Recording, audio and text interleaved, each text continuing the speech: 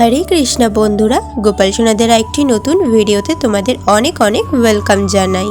চলো তোমাদের সাথে গোপাল সোনার সকালবেলার রুটিনটাই শেয়ার করি।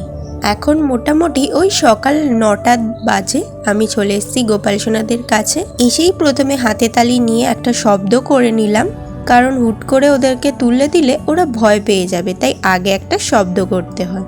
এরপর আদর যত্নে ভালোবেসে ওদের তুলে দিচ্ছি এক এক করে।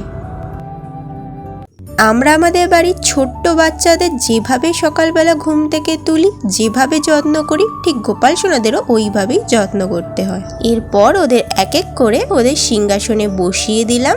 তারপর ওদের হাত মুখটা ভিজা গামছার সাহায্যে ভালো করে মুছিয়ে দিচ্ছি। মানে রোজ যেভাবে আমরা ফ্রেশ হয়ে থাকি, ঠিক তেমনই গোপাল সোনাদেরকেও ওইভাবে আমি ফ্রেশ করিয়ে থাকি। আগের দিন গলায় যেই মালাটা পড়েছিল সেটাই পরালাম, তেমন আর কিছু সাজাচ্ছি না সকালবেলা। আর আজকের বাল্যভোগে রয়েছে বিস্কিট। অনেকেই এখন বলতে পারো বিস্কিটটা আমি গোটা কেন দিচ্ছি। অ্যাকচুয়ালি আমাদের এখানে প্রচুর পিঁপড়ের সমস্যা হচ্ছে, তাই বিস্কিটটা এইভাবে গোটাই দিয়ে দিয়েছি। তাহলে আজকে আসি, রাধে রাধে।